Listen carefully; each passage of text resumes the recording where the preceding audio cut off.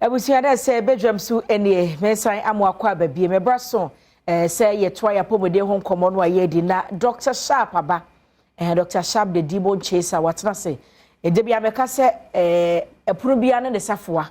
nti yade no obia ne de wohwe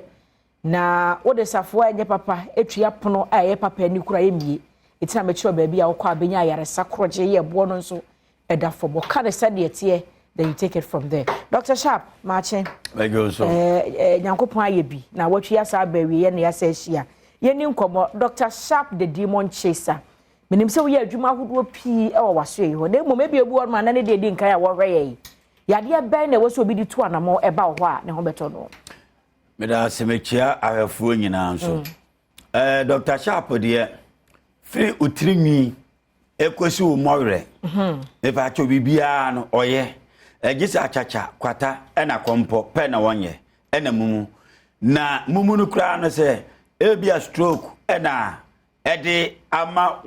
ne kasa ne ntimma ya be ya mana no kra acha be 1 week to 2 weeks ne kasa na ma na jese nipa no ya flood no what ya se aha na jese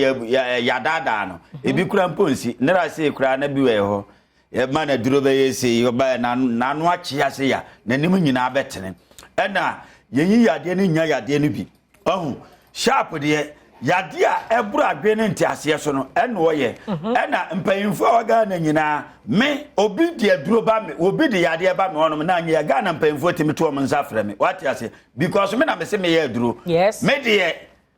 dwumadie na nya media hyamensa wa ma me na bofo no a me na nam nso nim ha ba ye no ye ni hu agoro ye ntena so ema yade etimi entwimfa so tie obi onuma o liver problem ye maneko cancer ulcer pressure diabetes hole in heart yade bia wonim se diabetes me ye maneko ulcer bibia ekuro de obi hu a me ba cho me ye maneko kura stroke ondam ano me ma wadura me ba cho ankwa na kete ma deceive no wuti hwi chem untimi nsore nante se ankwa na ma deceive ena Mijumedi amidi no medegana police for abata omuna mistake bi ba na se ya omutime chew anase ubo apu anase wo ye fraud a obi da obi se bia first kafra bro kire breme na oye be ma no ada waye se ne oye oba no na se so ni mache se wa fraud ni pa no nti so obi ka se oba besa ebia asma na ni pa no esan koye adefofra na gese akoye na ada wati ne amechon na ye ho no mbono ne wo konfo bi ho na konfo no sei na grofo agini di nti obi nyem eda na komba na o se saa nipa no obaye de ben obawu be ma wati ase afi omugugu so nti obi anim so obawu bema atem na scan ya de ade na edu nti konfo panyina kade konfo panyina kanti no obi anim se nti obema ho ne o ma na maame na toto maame ko wo ya no akwo oba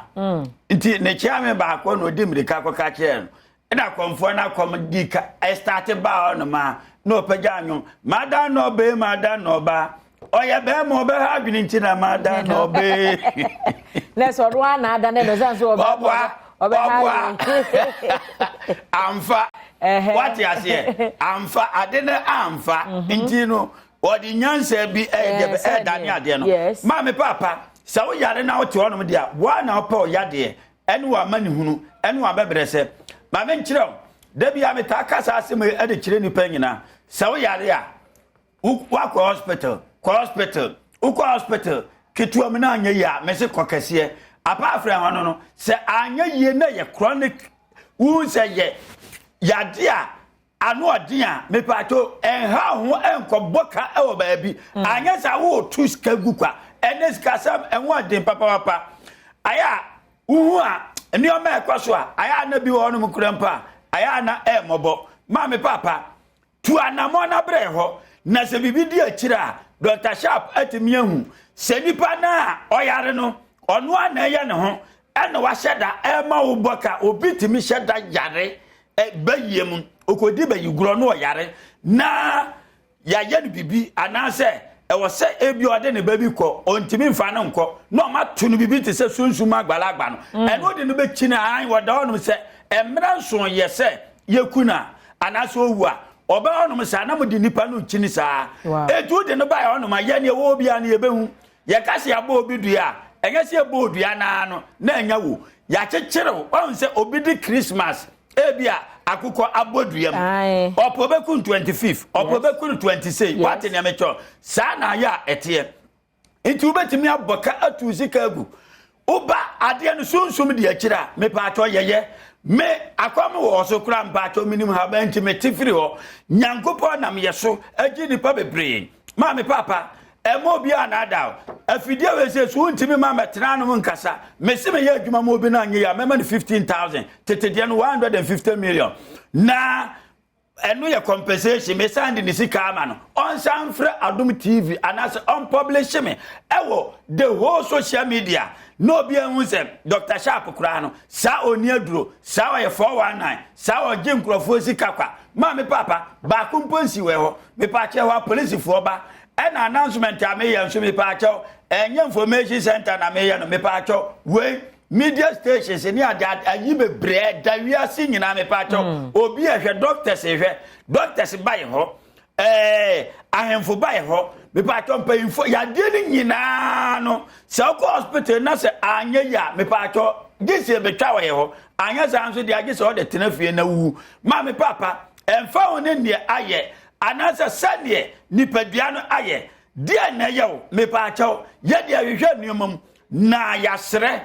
edu baabi a ne yajew afri yade a eda wo so no na wofiefuo nyina asan aye de be anya ne ge because obi onoma ne maame anasa ne papa yare kura na ompese obi be hu sese ne ye de na ye de be ye de na hyedem na se da kuro obo modi pia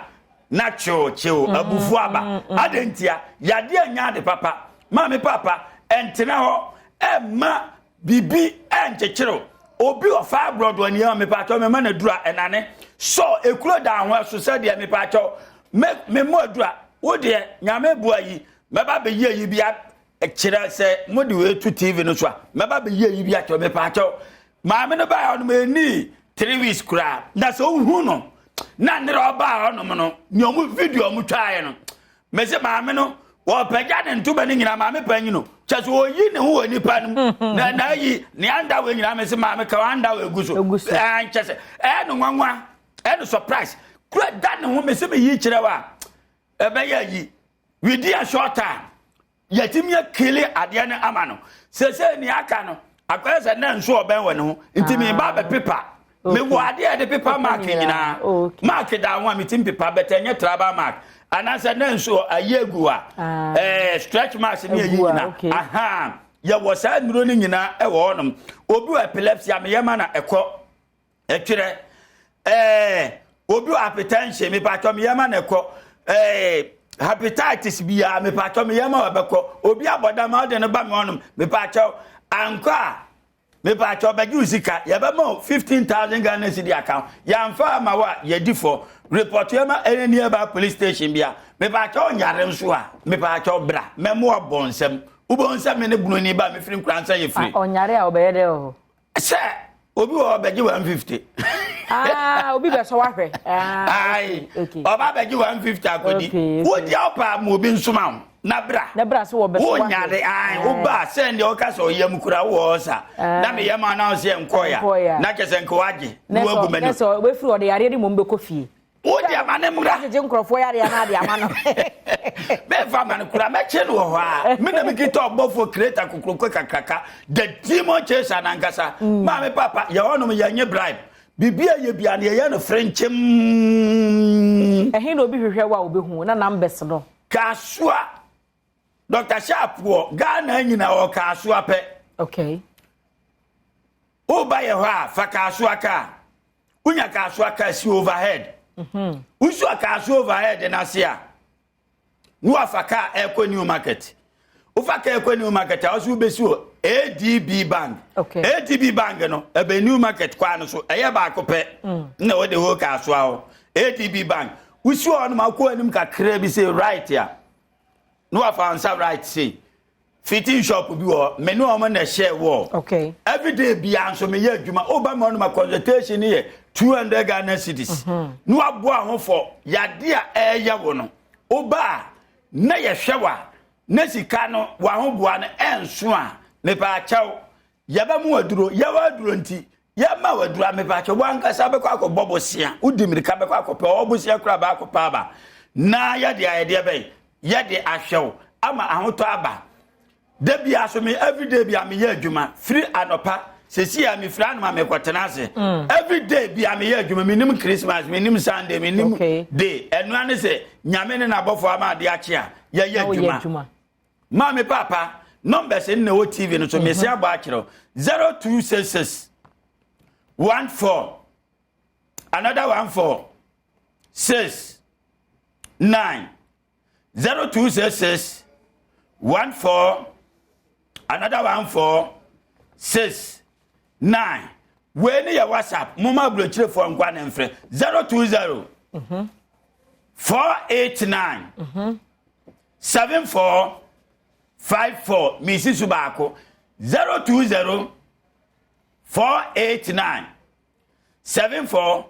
54 o fresh a number we ya me pa cho ye befa na ya nu adi nkomo ya de ne bi ho no mama ntimi amoni din wa anoma me pa cho frɛ ne ase ye betima ye ne ntimi anya ama wa me pa cho report yen yeah that's see baby yeah that's see Dr. Sharp no Dr. Sharp the demon chaser and I no atwetwe nkomo numbers in the good screen so no betumi afa na wode ne edi enkita ho enche na me da me ho aba na Ghana Post me fa nto wadim se saa bere mu nyina no pese wode akyede ma adofi bi wo bi man so a fa bedan Ghana Post ko bi o momani o adwini o ntoma wo de ye wo de fa ko okọ mo aba package aye ne parcel kama no de akoma nipa no aba wo ewi ase fa hen UK Europe ba bia US Australia South America Asia and afa bibre ma ahodo ni nyina so obeji akwa ama wo a be akodu na kama se de wode ba ye no anye nkrofo di ade ma omo a on baba ne sa wosoa ma apepe ho nyina ma wade nyina yetantanta de bi enye Ghana Post am sure social media platforms this one at Ghana Post GH_ at Ghana Post GH_